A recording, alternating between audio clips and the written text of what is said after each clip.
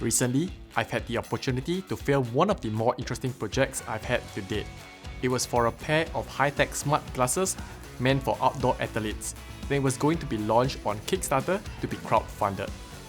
Needless to say, the video is going to play a crucial factor to the campaign's success, so it had to be good. During our preliminary discussions, I found out that my client was positioning his product as premium in the market, and he really liked this promotional video of a product called Remarkable 2. You can check out that video via the link in the description or the link above. Therefore, we took huge reference to the aesthetics of that video, and we wanted to make ours feel premium as well. There was one thing I did point out though.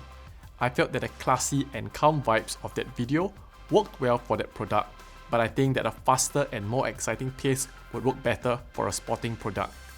However, he really wanted the same vibes of that video, and it could still potentially work, so we went ahead with that.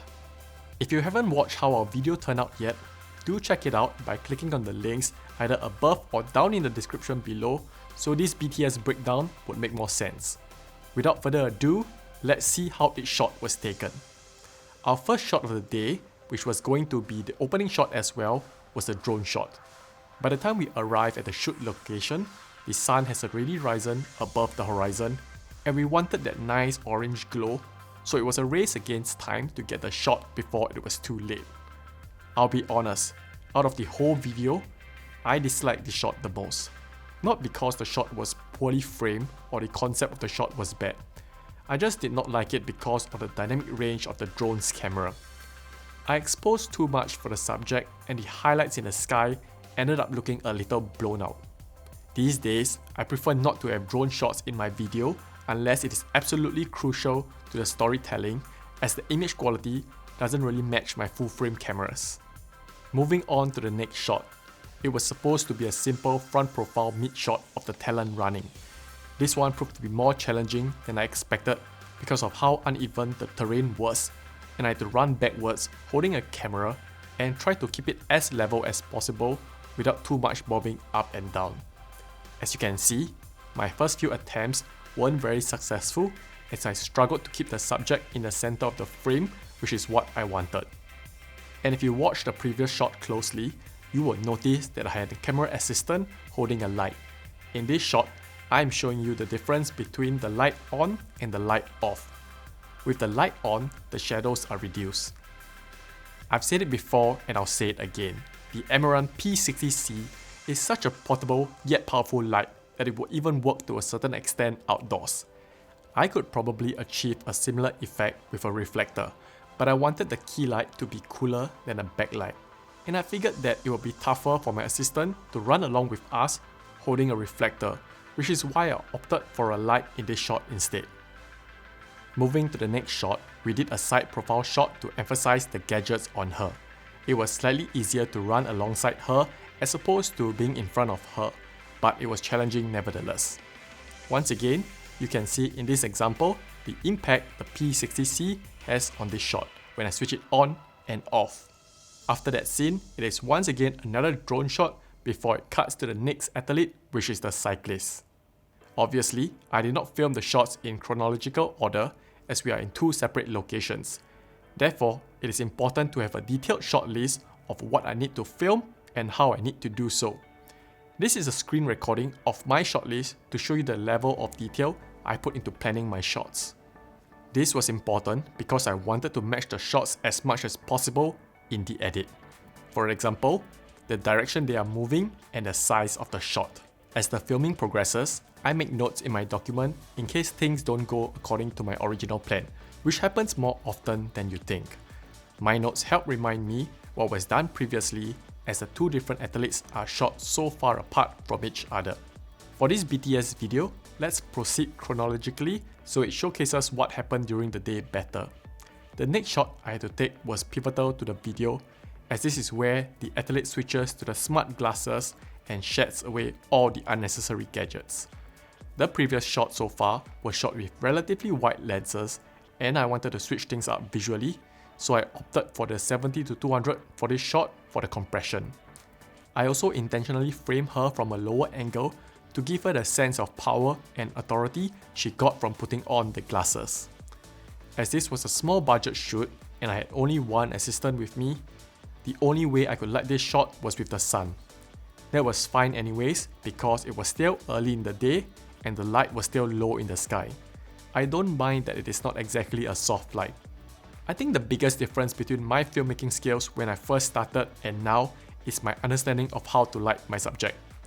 If you study the shot carefully, I positioned her in a way where the light will hit her from the side and I was filming her from the shadow side. This gives your subject more depth on a 2D screen. I am at a stage where I'm obsessed with lighting and I always try to observe such things when I watch films these days. You should try it too, as it is a good exercise to improve your lighting skills. Another thing about this shot was that I used my iPad as a director's monitor. This was super useful as I was far away with my telephoto lens and I wanted the talent to see how she was framed up so she knows where she has to be. It was also very useful to hand it to my client so he could see how the shots look like without having him to crowd around the camera. The director's monitor is not a tool that is absolutely necessary for a video shoot, but it does make the workflow better and it also makes you look more professional. Moving on, the next shot is a POV shot as the plan was to superimpose all the data that a runner will be able to see through the glasses. My original plan was to use the Gopro mounted to a head so it would be more realistic, but I could not stand the quality of it, so I took a backup shot of me running with the gimbal in FPV mode. And thank goodness I did that as we ended up using that shot instead. Our next few shots were basically our talent running, filmed from multiple angles. Nothing too special about it except me trying to experiment with framing to make sure that my shots don't look too repetitive. The way I position my subject and the angle I am shooting from is largely based on the direction of the sun as explained in the earlier example. I want to bring your attention to this shot because this is something that I planned in advance and it was going to be one of the important shots of the video as I thought it would look really cool. Basically, my idea was to get a close-up of both the athlete's feet moving and do a match cut to a transition to the next scene. This is why it is so important for me to have my notes so I could indicate which direction the runner was running so I can make sure that my cyclist does the same.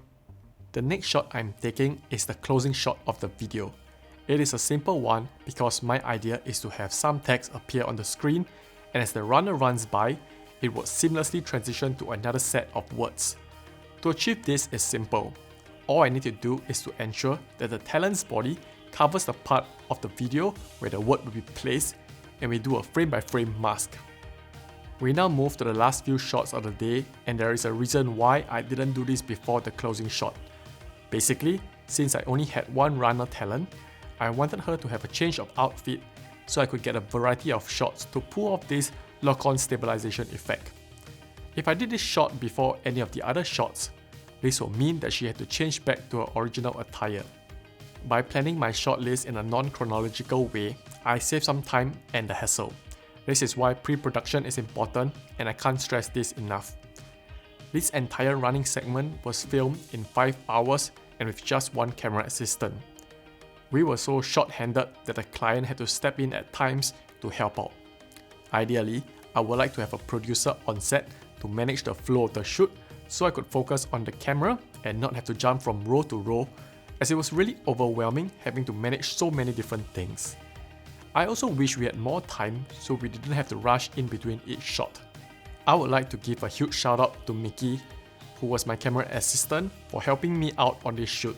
He definitely made my life a lot easier on this shoot. And while I'm doing shoutouts, I am thankful for my client Joseph, who gave me the opportunity to work on this project because it combines two of my passions, cinematic filmmaking and the great outdoors. He also very kindly jumped on the BTS camera when me and Mickey were busy getting the shots. That pretty much wraps up the running segment of the video, and since it's going to be quite a long video, I will save the cycling segment for a second part. If you enjoyed this one or found it useful, please subscribe and stay tuned for the next one. That's pretty much it for today. It's a wrap!